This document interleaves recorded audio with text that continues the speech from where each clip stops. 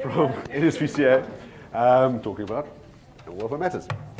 Thank you, Louise. See if we can get you set up here. Just in case my computer crashes and I can be on track. Can we do a spoiler alert at slide 18, this graphics? Okay, no worries. Okay, let's see if we can get this into Just so we don't... position. What the hell? I hate these things. I know. Let's try and see. Yeah. Testing. Folks, can you hear me? Can you hear me? I can shout. Can you hear me? Yes. No one? Yes. Thank you very much. Folks, very warm welcome to you. Wes is going to shout at me when time is up. He's going to shout very loud. He's also going to give us a warning at one of the graphic slides. Okay. So, as we start off here, first of all, thank you very, very much. I feel lost behind here. It's like quite like... Hey, cool. It's not such a good thing. Yvette and your team and everybody who's put this together, and to all the folks sitting here, I think this is a special moment. And I want to thank you all, and I want to thank the organizers that we can sit here and just have a really pure time talking about animals. And for me, that's a very special thing. So I'm saying thank you to all of you. And what should I do? Should I look at you? Should I say next? It's not going to be rude. Next. Okay. It seems like at this sort of forum, it seems like such a strange question to be asking. Yvette made me ask this question, so it's all her fault. But does animal welfare really matter? I think all of us sitting here think, well, duh, that's a bit of a no-brainer. Just thought in this moment, as we start off on our journey of talking and networking, that we should just take a step back into the South African context and share some of the bigger challenges that we face. Robbie, will you please move to Joburg? Please, will you move your team up to Joburg? Because the South African context, the world that we're living in, right now, it's harsh and we have a lot of challenges. Every single one of you out there, the ladies who are feeding the cats at night, sorry, the people, can't say ladies, the people who are feeding the cats at night, is it safe for you? You're putting yourself at risk. The vehicles, when you're doing rescues that are being hijacked, that's our reality. So next, thanks Robbie. If we just take a bigger step back, because our focus is obviously animals, but in the big picture, what's happening in our country affects each and every one of us. The unemployment rate has just gone up again, higher than it was in the first quarter this year. For the folks who are working in the poorest of the poor areas, working with the underprivileged, you're seeing more people that are challenged because of unemployment. That affects us directly. Because when people have an animal that they care about, and that animal becomes sick, they haven't got money, they're unemployed, we're fitting that bill. We're trying to bridge that gap. Or do we believe that poor people don't care about their animals? I don't think there's anyone here that believes that. We all know that financial circumstances don't necessarily dictate how well or how poorly you actually do care about your animals. So unemployment is a real problem for us. We see it on TV, but we live it every day. We live it in our work. So many of you trying to get sponsorship for a spay for an old lady who desperately loves her dog, and the dog's coming on heat, and she needs to have the animal sterilized. So many of you, you've probably irritated a lot of your friends and family, but we're trying in our own worlds, in our own ways, to bridge this gap. Next. And obviously these things go hand in hand, but poverty, I was really quite shocked to just try and absorb that 25% of South Africans live below the breadline. That's a whole lot of people. What does it mean in our world? And I'm not in any way dismissing the suffering of the people, but in our world, that poverty speaks to the people, it also speaks to the needs of the animal. You know, if they did a baseline sort of estimate of household expenses, and just typical expenses, you'd need to earn over $7,000 to just meet basic household expenses. If you just have a quick look at that, nowhere in there is veterinary costs or medical costs for animal, or anything, animal food, there's nothing in there. That's just stretching budgets as far as it can possibly go. And the poverty issue, 25% of our population, the poverty issue speaks to human nutrition. It also speaks to animal welfare in such a core manner. Next. Because when we talk about poverty, one of the things that the meat producers and the intensive industries tell us is, you know, the reason they're doing farming, how they're doing farming, is so that they can actually feed the poor. Okay, I have a different opinion as to why they're doing it, and I don't think it's so that they can feed the poor. But if you look at how intensively animals are raised, animals in cages, the chickens, the eggs, the welfare cost to the animals is enormous.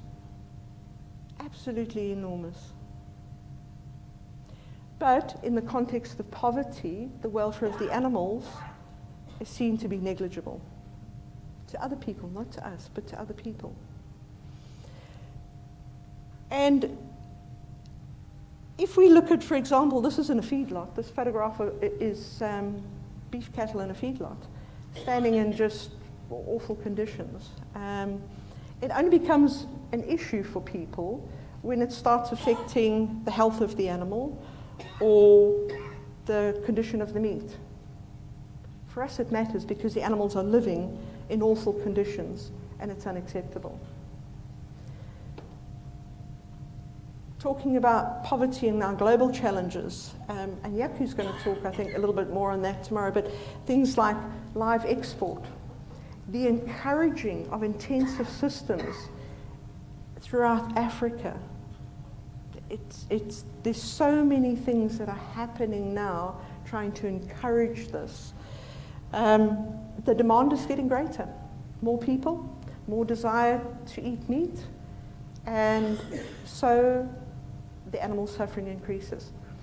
I'm sure a lot of you have been watching the absolute horrendous crisis in Brazil at the moment with the fires.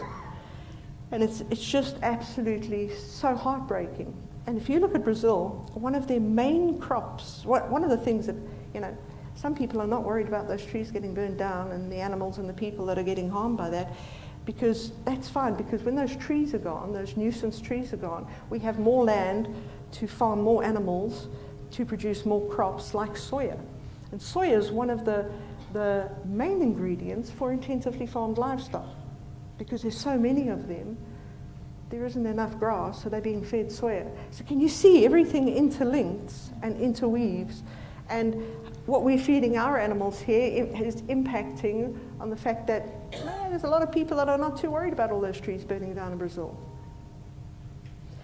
Next. It's sounding depressing. It cheers up a little bit later, okay, but you've still got a bit of a hard way to go. If we look at things like the World Health Organization, OIE, wow, it's been a long journey, but they're really starting to embrace animal welfare now.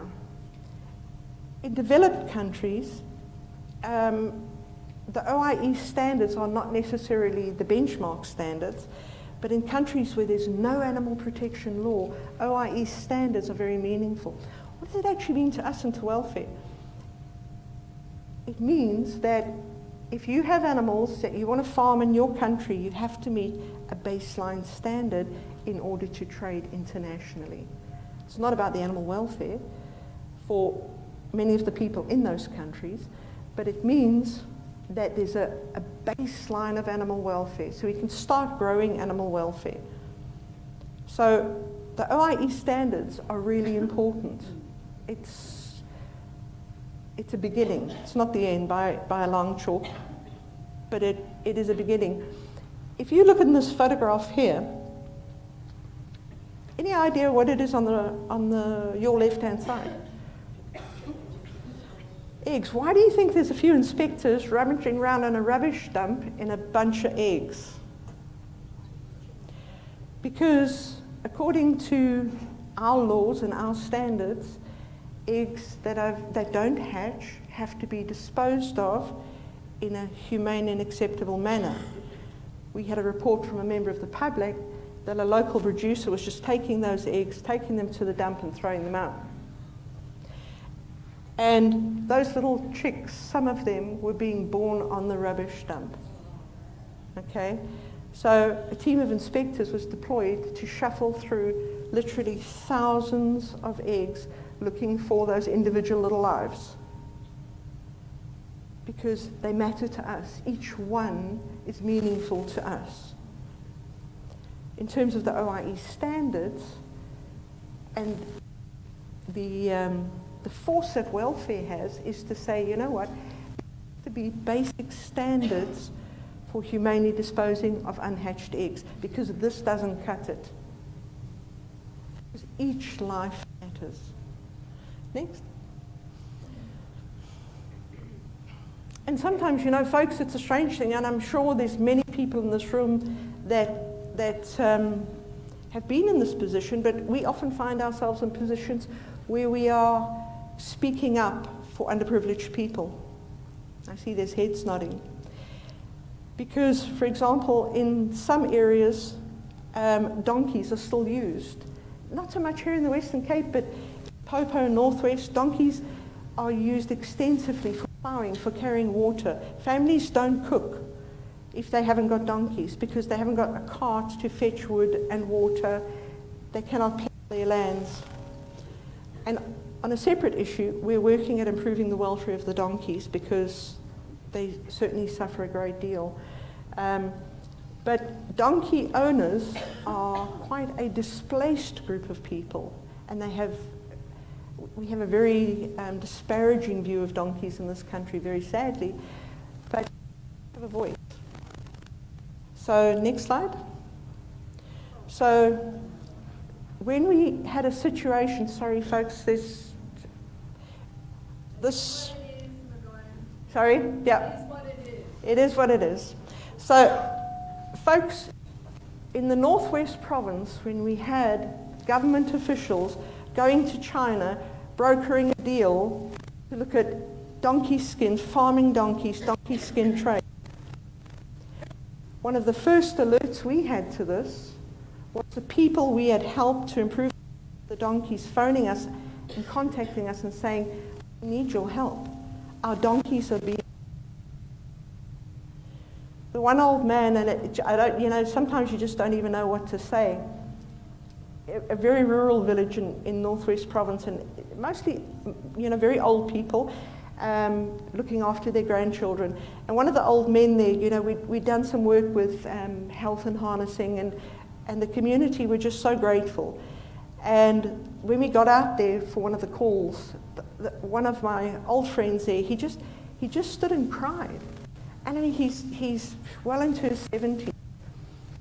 And he said, when he walked out, the donkeys that we dealt with, when he walked out the one morning and he sent the grandchildren to go and fetch the donkeys, they came to call him. And he walked out into the field looking for these animals, and this is what he found. Not this particular donkey, but he just found his donkeys slaughtered and their skin removed. There's no place in his head in Africa for that we kill an animal, just rip its skin off. And he said, how do I explain that to my grandchildren? How do I plough? These are real issues. And we've largely become a very strong voice for those people because they need help, but for those donkeys because of what is happening to them. The windows and doors that are being opened. Next, please. Next, we'll move on. So all of these things that happen, and I think Robbie touched on so many issues, and one of the things I think that we all talk about, that we all experience, and I'm sure there's many people in this room who have, probably nobody in this room is untouched by crime or corruption. But how does it affect us, realistically? South Africa ranks, very sadly, very high on the crime index, and Cape Town is just such a terrible hotspot in South Africa. It's something that those of you who live here are aware of. And when we're talking about crime, then we go away from things like poverty, starvation, lack of education. Then we start, unfortunately, having to work with the more deviant side of human nature. Next. I'm sure you're all aware of the link between people who harm animals and people who harm people or go on to harm people.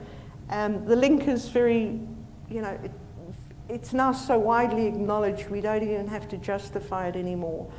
It's something that we're all so familiar with. Next. And it's things that those of us who are working out with animals in the field, which we all are, we experience this on a regular basis. The donkey on the right-hand side from the Northern Cape, a place called Olifantshoek. Yeah, the guy just had a bad day and he just took a knob kitty to the donkey and he just smashed it broken. The animal was so badly smashed that by the time our inspector got there, the animal had to be put to sleep. Just lying down, just broken. The donkey on the left, from Limpopo province. You know what? Two people had a disagreement. The one guy was irritated with the other guy, so he took a panga and he hacked the heck out of this oak's animals. Fortunately, as terrible as that looks, that donk is now doing very well. We were able to get some very quick treatment to that animal. But these, if you just think of this, what kind of person does this? I mean, that's a horrendous act of violence. That's active violence. That's not somebody who doesn't have the money to take their dog to the vet today. That's somebody who's actively going out, living next door to people, actively going out and causing such awful harm. Next. And no, let's just go on. Just some of the stuff, I think you're just so well aware of, I'm not going to sort of play on it. But, the likes of Jeffrey Dahmer, all of these people, I think he's the one that people not in the animal welfare circle know his name. Okay, we know him for the fact that all of his horrifying acts with brutalizing animals, torturing them, disemboweling them, cutting their heads off, sticking them on poles outside of his yard, that his community said, he's just a boy, he'll grow out of it. Hello. It's too awful. Next. Closer to home, we have Moses Sithole. Some of you may have heard of him. He was just such an infamous, brutal rapist. And with him, strangely enough, his big hang-up was with cats. He just delighted in torturing cats. And cats are very often associated with the feminine energy, which then obviously links up to his issue with women. But again, you know what? Who likes cats anyway? Didn't matter. It was ignored. It was laughed at because it was cats. 30 human victims. I don't even know that we would ever know how many animal victims there were. So we only count human victims. Next. Jimmy Maketa. This was another strangely deviant person. People who set animals on fire, arson has got a very specific profile in terms of animal cruelty and the kind of deviant that turns out to be. But again, 19 women killed and lots of other crimes. Remember, we don't always know the exact figures. That's what they own up to. There's probably a whole lot more. We understand the importance of recognizing animal crime. Next. And we actively, in our areas, we're not going to sit silent for animal crime. But one of the challenges we also have is that sometimes the people who should be supporting us are not necessarily doing so. We're not in the same camp. The SANDF, when you get to one of our government organizations and you find animals being abused, so seriously so that we have to confiscate them, I just think, shouldn't we just be so ashamed? But for us, the people who care about animals, it doesn't matter who it is, okay? We focus on the animal. And that's just what's so wonderful about animal people, is that we never lose sight of our target, the fact that the animals need protection. Is the next one, I just want to check, sorry, there's, okay, the next one's, okay,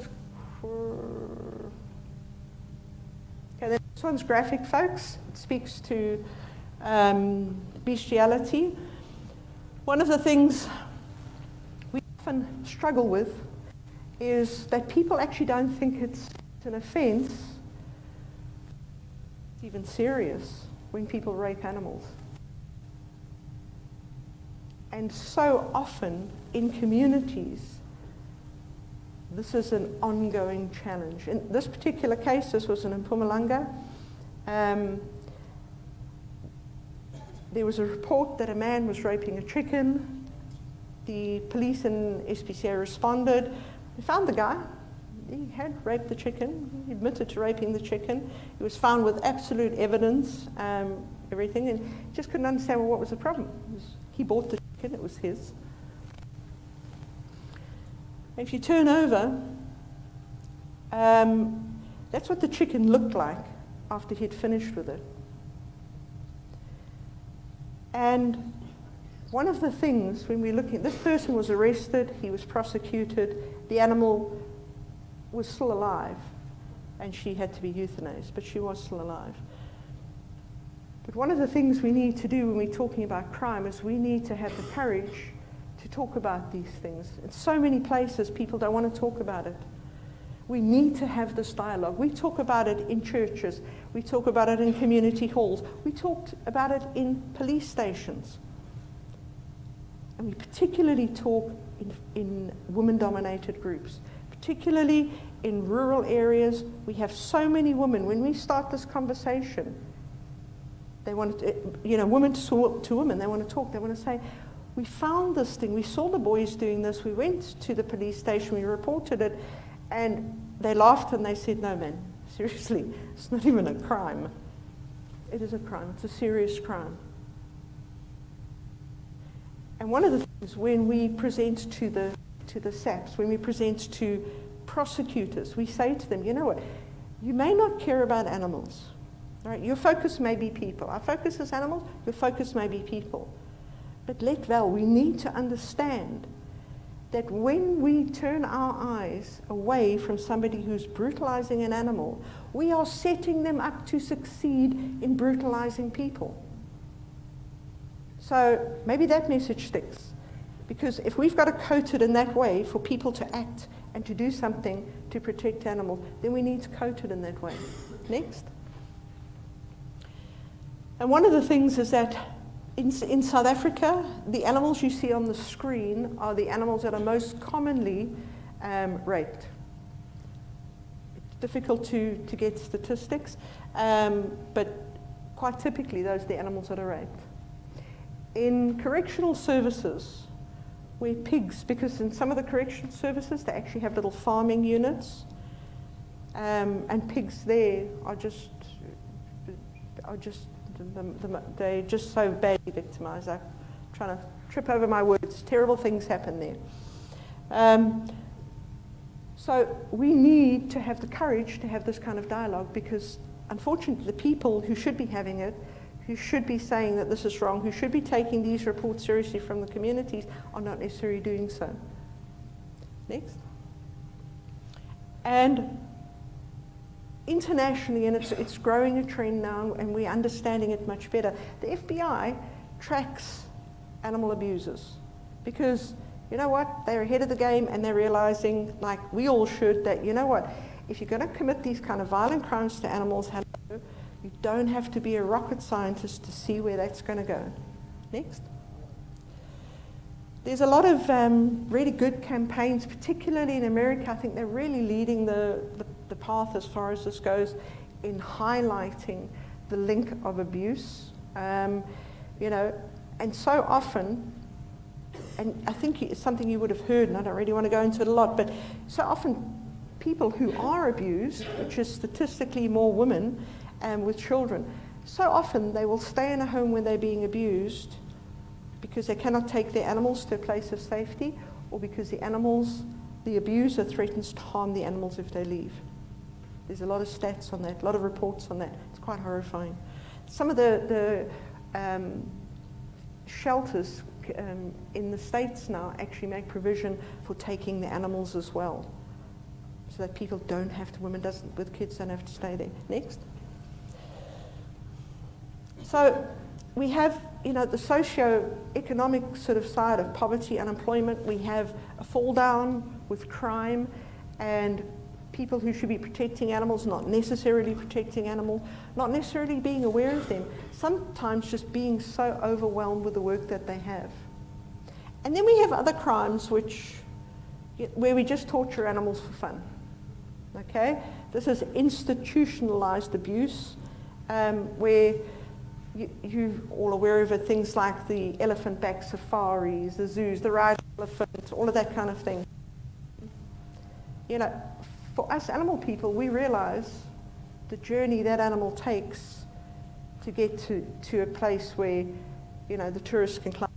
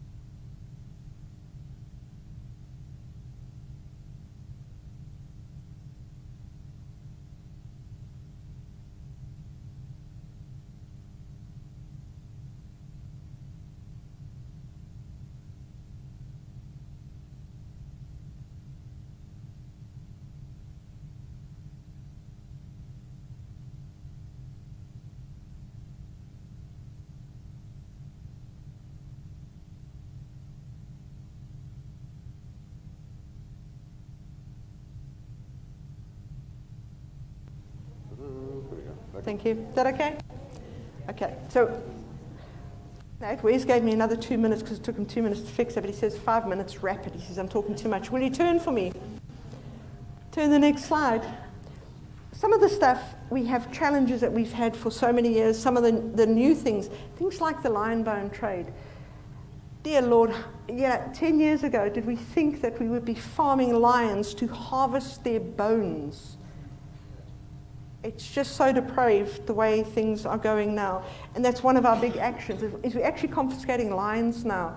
You know, we hadn't planned to be confiscating lions.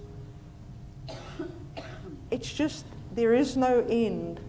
And there's other countries now that to get their tourist slate and their OIE slate clean now, they're outsourcing cruelty. And so sadly, they outsource cruelty to developing nations where they think the standards are low. And sadly, they get it right. Next.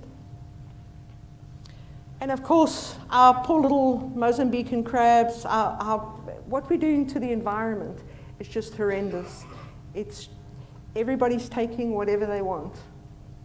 You know, recently this consignment of over 5,000 crabs came in from Mozambique, destined for China. And you know what? When you see inspectors coming back and they just want to weep at the level of abuse and things that we're seeing, all of us here, we really stretch to our heart's limit with the things that we're seeing. These living beings packed on top of each other, stuffed in a box, just, you know what? Plane didn't arrive. Well, tough luck. You're just dying here on the tarmac. So that somebody can turn them into something weird to eat. It's terrible. If society accepts the bad things we do to animals, it comes with a consequence. When parents turn a blind eye to kids strangling animals, to kids cutting off ears and that kind of thing, that kid does not turn out to be a university graduate who becomes a doctor and goes and works for Doctors Without Borders. He turns into a deviant. Anybody want to challenge me on that? Come speak to me at tea time. Next one, Wes. And if we look at it now, every single one of you, it's just like you're overwhelmed. We're all overwhelmed. What can we do? There's animal after animal. No sooner have you rescued those 2 and homed those 3, then another 5 come in. Yeah? It's overwhelming. Does a tide ever slow down? It doesn't. Next. And it's not just about dogs and cats, it's about all of our animals. It's about our chameleons being sold on the side of the road. It's about our duiker and our jackal being hunted just so horrifically in so many areas. It's about how we're polluting our oceans. Next. But you know what? And it's something I don't really have to tell you, but I'm just contextualizing things. Everyone can make a difference. This was taken, I was on the way to work one morning, driving there, you know, and you're quiet before work, it's Monday mode and that kind of thing. Drove past, I'm thinking, oh, hell, there's a dog on the highway as I'm coming around a corner. My brain said it's a pig, and I'm thinking, no, it's not a pig, it's a pig on the highway. Pull over, Shrewsbury, there's a pig on the highway. Where this pig came from. And trying to flag anybody down to help, or just slow down. No, nobody gave a damn. Until a pregnant woman stopped. That was amazing. You've always got to have a pregnant woman on call, because then everybody stops to help. I think people thought she was giving birth at the side of the road. But I can tell you, she pulled off guys so quick, and the guys were like, are you okay? How can we help? And she said, yeah, you can help us catch the pig and put him into the bucky. And you know what? It's not really what the guys expected. That's a nice affirmation, thank you. But we all need to be champions. We all are champions. You need to all affirm yourselves. Affirm the people you work with. Because we're all doing great. Whether it's that pregnant lady who doesn't work, she's got nothing to do with animals. She's got a pet cat at home. She stopped because an animal needed help. God bless her. Next. And we have to be the change we want to see. So we've got to demonstrate that. One of our programs we do is working with the kids, because, you know, kids don't always have good role models. A lot of the areas we work, you know, things like whipping a donkey, because that's what they've been taught to do. And one of our inspectors, Matome, he spends a lot of time with the kids, and he, just through showing these kids how to treat animals better, interacting with them, and part of our project, he's got a whole little horde of little animal champions there that really are turning their animals' lives around. But we have to lead by example. Talking's important, but people have to see us in action. They have to see us working compassionately with animals. Next. And that's across the board when we're talking to adults. You know, sometimes we think people, because they're at varsity or because people are trained in law enforcement, we think people know stuff. Don't ever assume people know things. That's something I've found out, is that so often we make assumptions that really get us into the hot water. So start off by just really sharing your passion and love with whoever you meet. Next. And I just want to end off by, we all know the saying, all it takes for evil to succeed is for good people to do nothing. But I just want to add a caveat on there, and something that really makes me sad. is that sometimes I think we're so busy fighting amongst ourselves that the people who are doing harm to animals sit back and laugh. And I think that's a tragedy. And I think we do ourselves a disservice, and I think we do the animals a disservice. And I think sometimes we've got to recalibrate and say, you know what, we might all be on different paths, but we're going in the same direction. At the end of the day, we all care about animals. And I think we have to just be really mindful of that. Because if you're saying to me you want to sit and, have a long conversation with me about how you thought I was harsh in an email when I could actually be doing something else to help animals, I'm going to really resent that. And I think we're all the same. I put that nicely, hey? Yeah, you were thinking bad stuff. Yeah. Next one. Everyone can't do everything. Okay? But everyone can do something. And to all of you in this room, you're all doing something. You're already championing animals. And I salute you for that. This is a hard road, and it breaks our heart with the failures, and it lifts us up with the successes. And you know what? We just got to keep on doing that. And even in our context of challenges, we've got to just take those joyful moments. Take those joyful moments, pat yourself on the back, and just, sometimes we've got to be really kind to ourselves and kind to other people who are also trying, just maybe not doing it quite how we would do it. But please remember, we're all going in the same direction. We are not the enemy. People who are abusing animals are the enemy.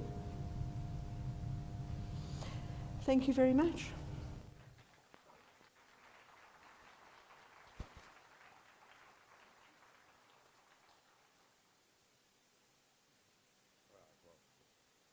Thank you to you. Thank you so much. Much appreciated. Yes, there will be questions. We're going to take one or two questions. We are running over time. There's still another two quick speakers before we get to coffee and tea. So, before you put up your hand if you have a question, an important question. I'll bring the microphone to you before you ask the question.